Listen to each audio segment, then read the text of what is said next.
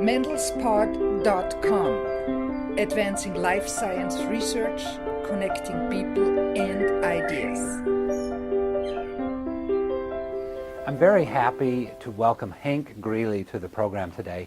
He's a professor of law at Stanford, where we join him at his office for a discussion on law and genomics and bioethics. For more than a decade, Competitive Group has helped science-based companies build and execute innovative marketing campaigns.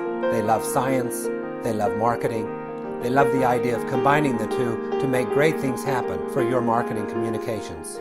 Welcome to Mendel's Pod. Thanks, I'm really happy to be here.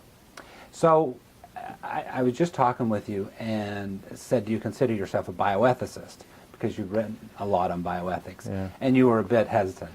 Yeah, I mean, I think of myself as a law professor, as fundamentally a lawyer, although I don't practice much anymore, but as a law professor who works in bioethics as opposed to being a bioethicist. My discipline is law. My area that I work in is bioethics. And what led you to this? Chance, as much as anything. Marrying a doctor in the long run. And so the conversations at night were intriguing to you? In part, getting to know a bunch of doctors. I've always been interested in science. When I started in college, I thought I'd either be a scientist or a lawyer. The second midterm of my third quarter of math convinced me I should be a lawyer and not a scientist. It's probably an overreaction at the time, but married a doctor, started teaching health law. One thing led to another. I got on a planning committee for a big symposium the university did in 1991 about the Human Genome Project when it was just starting up. Found I really enjoyed the stuff, and I love what I do. I basically can look at any issue I want to that strikes my fancy involving the intersection of law and bioscience, learn as much as I want to about the science, learn and try to figure out how the science is likely to affect society, try to see which effects are likely to be problematic, which ones will bother people, and then sometimes propose some ways to mitigate the problems, to maximize the benefits and minimize the harms. And that's what I think of myself as doing, looking for plausible science looking for science that plausibly may come up in the next 10 to 30 years that will affect society. Try to see how it will affect society, what the problems will be, and how we might try to limit the problems. There's a lot of science coming up. There's a lot of technology. I mean, you're here at Stanford. I mean, you have a front row seat. Has there ever been another time in man's history that we've had so much new technology at once? Maybe when they invented fire. That's a big new technology. It really is an amazingly exciting time. It's funny, there are some differences between the technologies. I work in both genetics and neuroscience. I think neuroscience now, human neuroscience, is where genetics was 20 or 30 years ago. They're really at the completely vertical part of the learning curve. Genetics, I think we now have pretty good idea, I think in outlines. I think in genetics we know all the Roman numerals and probably all the capital letters and a lot of the Arabic numbers. In neuroscience, I'm not sure they got all the Roman numerals down yet, and I know they don't have all the capital letters down yet. So across the biosciences generally, it is an incredible time of discovery and ferment. Some of them are a little farther ahead than others. So we've been doing this program a couple years now, and a lot of questions have come up. I mean, there's the issue of incidental findings. I mean, there's so many things to talk about. And I'm curious, you say if there's sort of an issue which is bothering people, so you seek out these kind of places of tension, ethical tension. And that's what not very many people do. These are kind of the issues most people want to just kind of brush under. But that's where the fun is. It's the hard ones that are the enjoyable ones. Why is that fun for you? I guess part of it is problem solving, and you don't want to waste your time on an easy problem. The hard problems are more enjoyable, and they're hard, problems can be hard in a lot of different ways. Just understanding the science and where the science is likely to go is complicated and difficult in some respects. Of course, impossible to do perfectly, but that's complicated and hard in one respect. Then trying to figure out how's it going to fit into a world of 7 billion people, each of whom wants to do exactly what he or she wants to do, and where will the strain be is hard. And then figuring out what we should do about some of these is hard, because some of them are problems that can't have clean answers, where principles that we really care about genuinely are in conflict. You're not going to be able to come up with a magic answer that says we can keep all the privacy we want and get all the benefits from information sharing that we want. Those two things are going to be in conflict, and the best you can do is try to look for less bad compromises. That to me is really enjoyable. Is it an art of conflict resolution? I think there is an art of conflict resolution, or there are a number of different arts of conflict resolution. And so, in some modes, sometimes I think my work is in that vein. Mm-hmm. There are do you times have tools, specific tools that you use to get into these issues?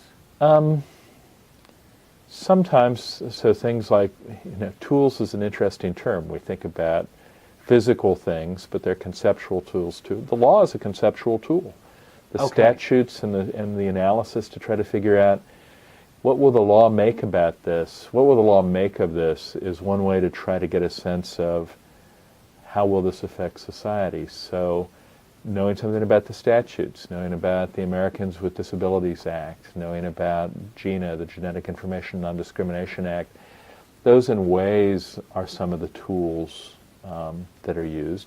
There's some things I do where I actually do set out to solve a problem, where I say, there's going to be a conflict here between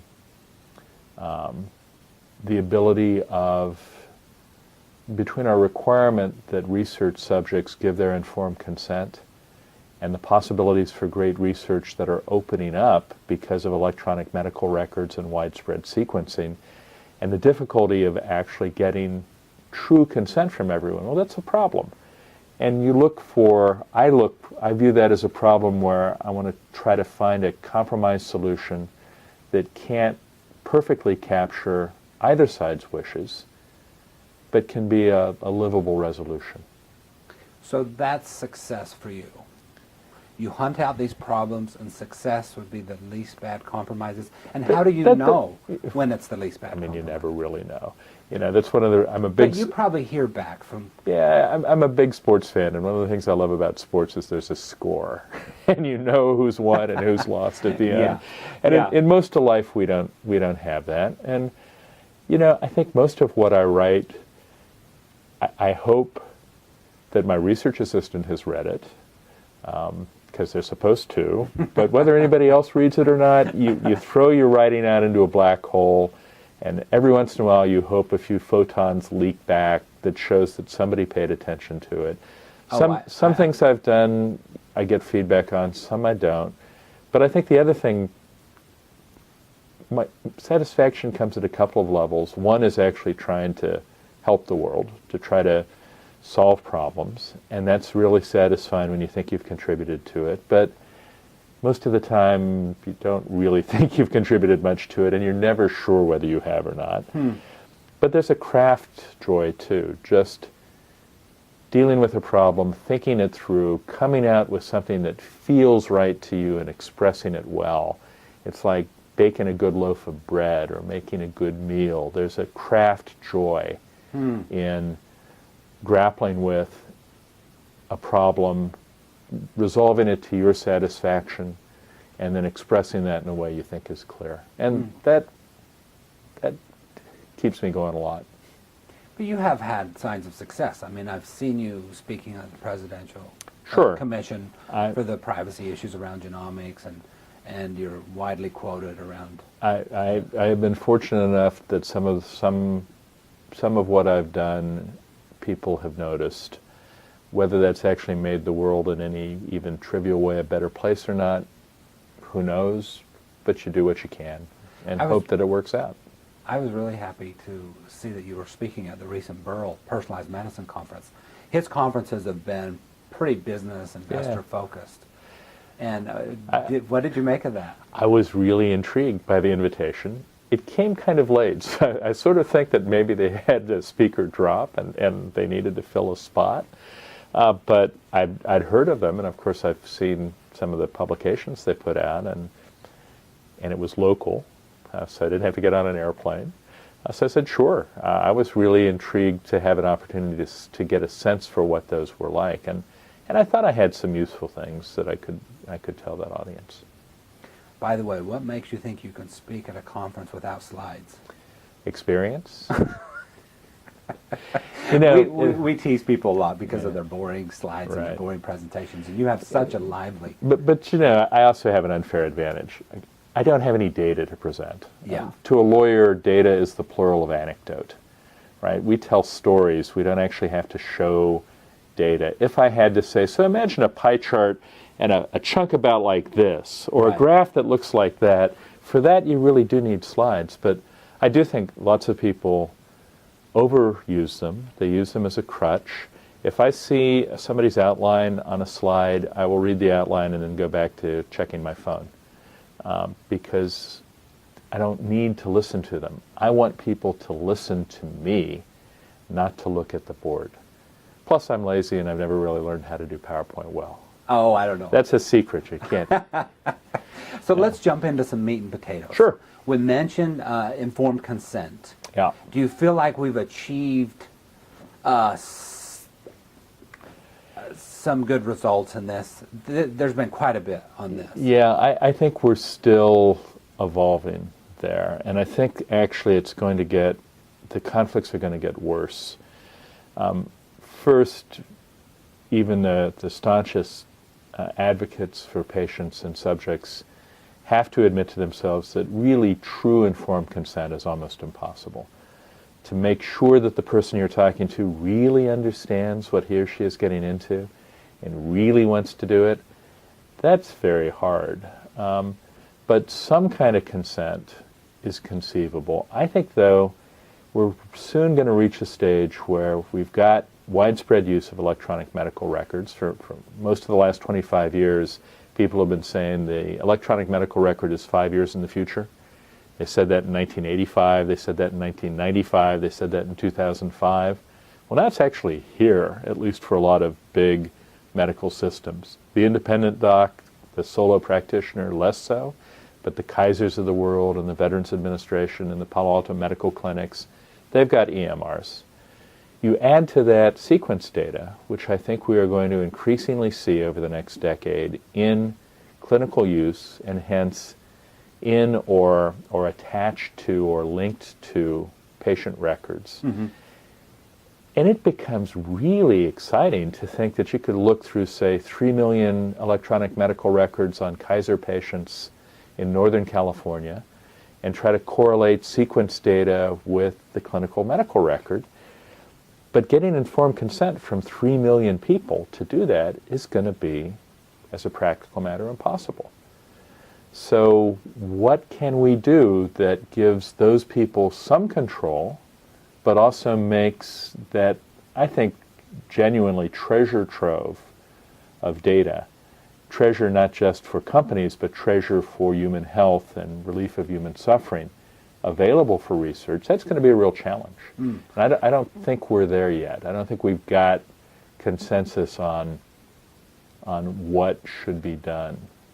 So there's the conflict that Yeah. you mentioned. I mean, on the one hand, it's ethical that we do this research and, advance science, use the science we have to better people's lives. Yep. And get that data. On the other hand, people's privacy. It's my data, damn it. And who are you to, without telling me, start manipulating, start examining my genome? Yeah. Now, you mentioned at the Burrow Conference this can be cultural. Yes. I think that was you. Yeah. And there's the 100,000 Genome Project that Yep. the UK wants to be sort of the leader, and they have the National Health Service. So Right. some of these European countries may be a little ahead. Yeah, well, and I do think the privacy is very much a cultural construct. It changes from culture to culture, and it changes over time. The places that I think are farthest ahead are the Scandinavians, where there's a lot of privacy they think about differently. In Iceland, for example, personal income tax records are public documents. You can look up your neighbor's tax return. I don't think that would fly here in the United States. they've got a different view about what should be private and what shouldn't. Will the U.S. privacy cultural norms change? They will. How much and how quickly is unclear. Does this mean genomic medicine will take off outside the U.S. first? I think that some genomic research will be more easily done outside the U.S. But you do research in Sweden, the results are going to be to some extent applicable in the United States. There will be populations with genetic backgrounds in the United States that are different from those in Sweden. We'll have to pay attention to whether those differences are relevant or not. But I do think that things like the British Genomes Project will give, unless we come up with good ways to make this work in an American context, some of the really massive big data crunching projects are probably going to be more easily done in other countries than in the United States. Mm-hmm. But then whether those results can be imported back to the U.S. for medicine is a different question. Is the question. Okay, interesting. Yeah, because I was just interviewing Cliff Reed at Complete Genomics, and he, he's been bought out by BGI now, and it's opened up the opportunity. It made it easier to do more testing in China. Right. There's less regulatory barriers, and he thinks it might be imported back from there. But your point is, hey, we're talking about personalized medicine. That has to do with the Chinese population. To some extent. I mean, there will be some things that differ from population to population, that in part because of the genetics and the genomics of the population, in part because of the environment. I mean, the Chinese live in a different environment. Chinese in China live in a different environment than Chinese Americans with the same genetic background in the United States. And if you've ever seen Japanese Americans in Tokyo, you realize, just looking at them, you can tell who's from the U.S. and who's from Japan. Even though the genomic background is the same, the environment, the culture is very different. So I think it will be, there are some things that probably will be invariant across all humans. I suspect that Huntington's disease, you get 40 CAG repeats in your Huntington gene. Doesn't matter what the rest of your environment and what the rest of your genomic background is. A lot of it will be more subtle. It's something we'll have to pay attention to that's going to be really a challenge. I think it would be better if we can figure out a way to do the research with the kind of diverse population in the United States to whom we'd like to apply the results. That's going to be challenging for ethical and legal reasons, but we can work on those challenges. Yeah, when you were talking about privacy, I thought maybe because people have different concepts of privacy, maybe that's where we can actually learn and shift the needle, is to come up with a new concept of privacy. Yeah, although how quickly that can change is an interesting question. I don't think, there's an old saying in medicine that the way a new technique eventually gets fully adopted by doctors is the old doctors die. I think for some of us, our views of privacy aren't going to change very much, but in 20 years we'll be gone. So some of it will be a longer term change. This is outside the area of research. I think the privacy issues are really forcing changes on us. Our privacy is so compromised by our uses of credit cards, our uses of our cell phones, our uses of Google. Leave tracks that can be traced. We're willing to do those because we see advantages to doing that. There are advantages to us to using credit cards that make it worthwhile for us to give up the privacy. The tricky thing about research is there usually isn't an advantage to any particular individual in being part of research. And so you're trading privacy for the hope that in the long run maybe something will come out that will help you or your children or your grandchildren.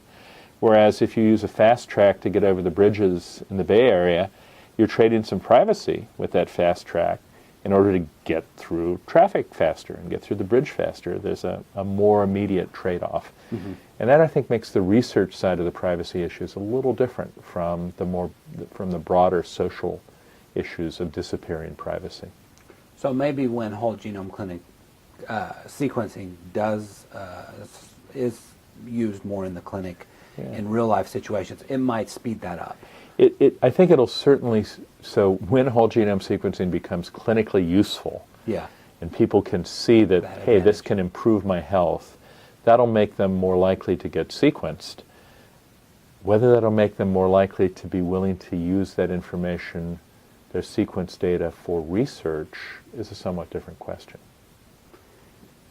What is your definition for ethics? That's too hard a question. So there are questions. My extended family is Catholic, and the Catholic Church has this concept of mysteries. There are things that, don't think about the Trinity too much, because you're not really supposed to understand it. For 2,000 years, people have been trying to understand it without much success. The basis of ethics, to me, is one of those mysteries. I think there is a deep dilemma.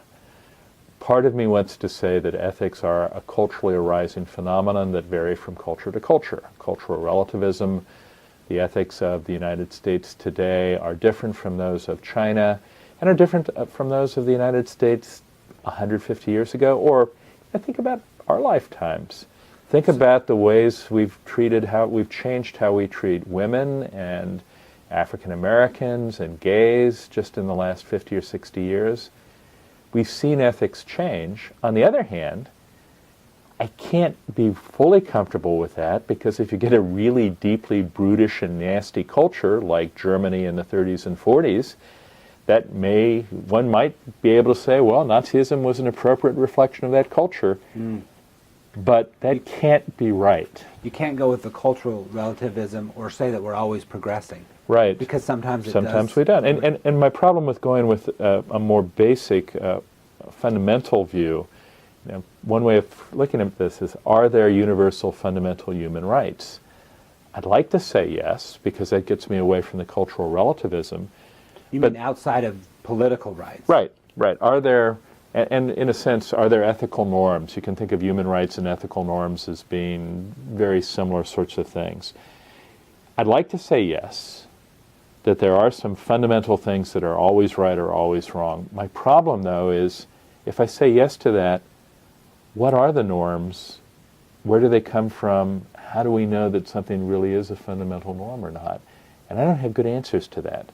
If I had a belief in a deity who had sent down from the mountain stone tablets with the fundamental norms engraved on them, and I could say, okay, whatever that says, I accept, that gives you a framework you can live with. Unfortunately, it's not my framework. So I do think this issue of what is ethics is really hard. It's the rules we think we should live by.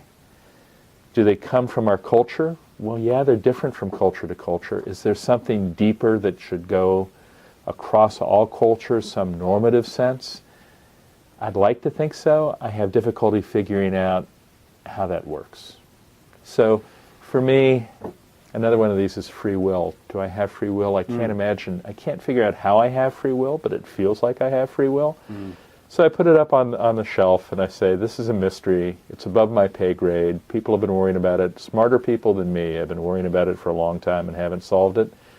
I'm going to act as if I have free will. I'm going to act as if there are some things that are truly right and truly wrong across cultures, even though I don't think I can confidently prove it.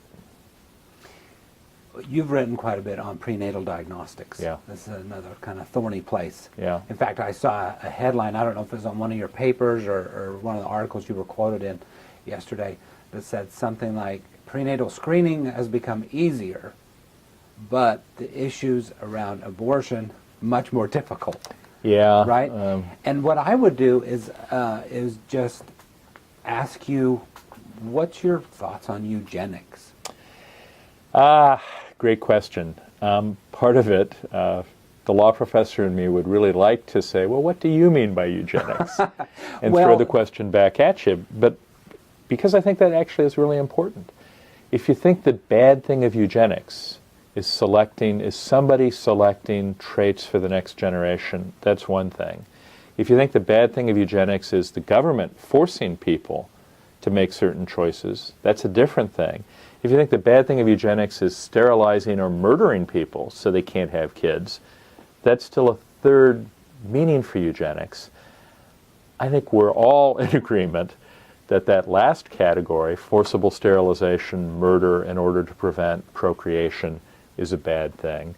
There's a big split, though, over whether the problem with eugenics is coercion or whether the problem with eugenics is intentional selection of the next generation's traits. There are people who I respect who take both sides in that. Well, that doesn't work.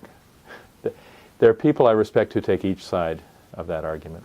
Let's talk about intentional selection of the next generation. Okay. I mean, what are the issues that come up there? So I actually think the first big issue is going to be safety and efficacy. That's an ethical issue as well as a practical issue. Doctors and scientists tend to think of safety as not an ethical issue.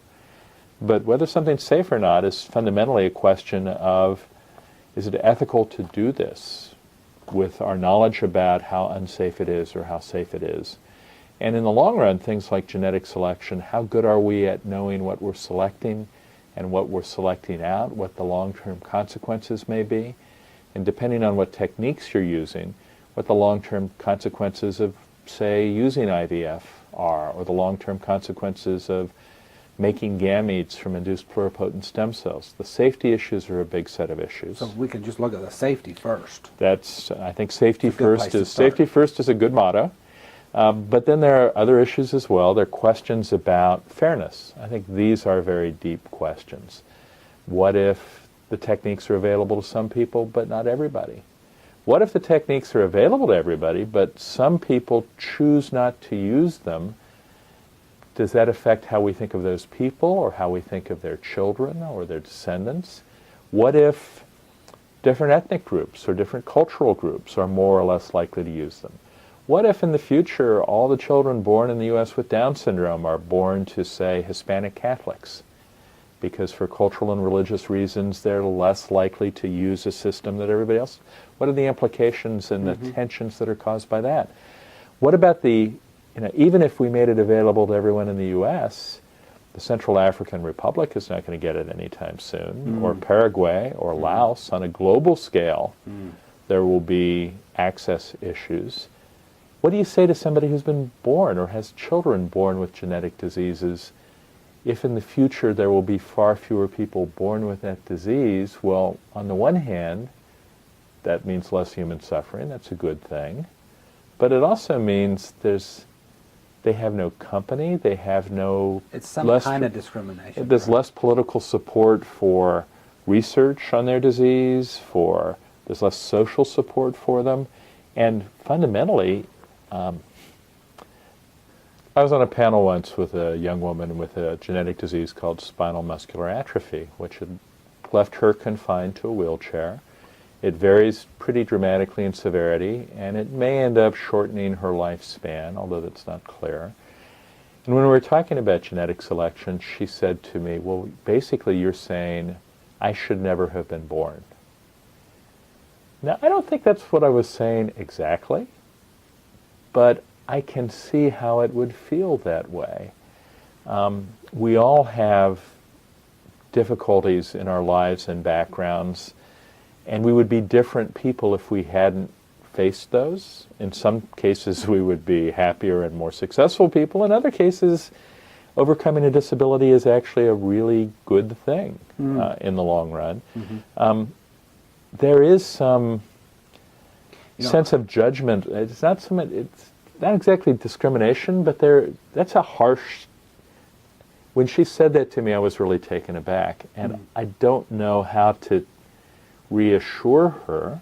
But if people do select traits, then the traits they select against, people born with the traits that most people select against, will be going up against a social view or a social consensus that people with their traits shouldn't have been born. That's a thorny issue. That's a tough problem. Would I say that should prevent parents from trying to have healthy children? just because other people's children who were born unhealthy would feel bad as a result? Not sure I'm going to say that either, but I certainly feel for the young woman with SMA and and I understand why she would feel that way.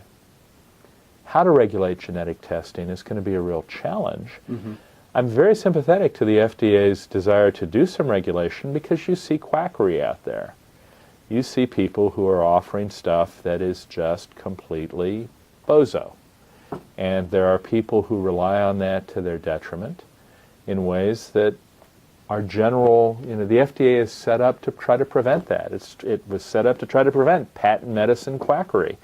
And there is some of that in the genomic space. Happily, most of it doesn't seem to be on health, but things like find your mate through genes, or check your athletic ability, as if you couldn't actually just watch a kid run and see whether he could run well, but you've got to look at his genetics to see if he can run well. I think there's space. There is a need for regulation of genetic information that is similar in kind to the need that the FDA feels with respect to drugs.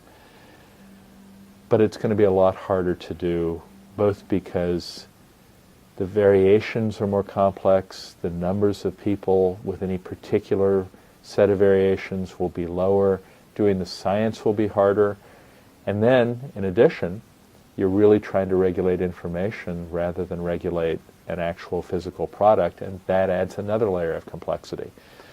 But you don't think the FDA will just throw up their hands and say, we don't? I mean, you think we'll come at this and we'll do this over time?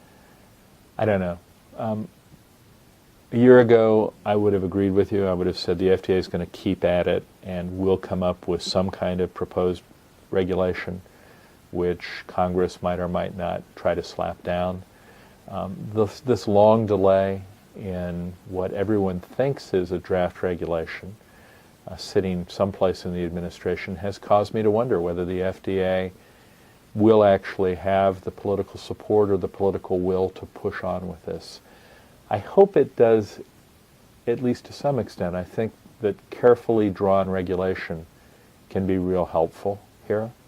And it can be helpful for the industry as well.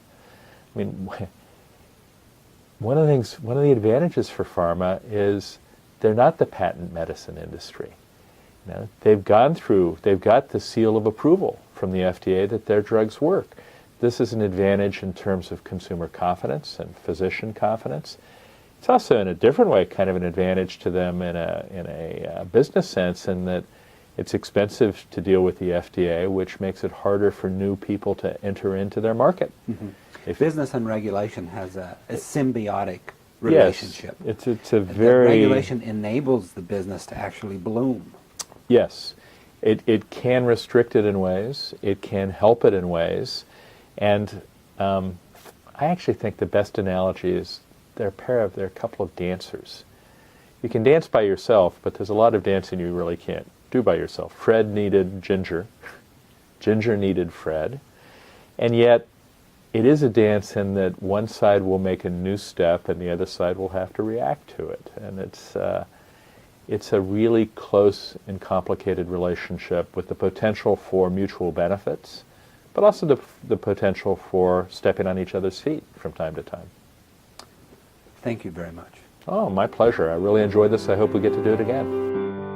For more than a decade, Competitive Group has helped science-based companies build and execute innovative marketing campaigns. They love science, they love marketing, they love the idea of combining the two to make great things happen for your marketing communications.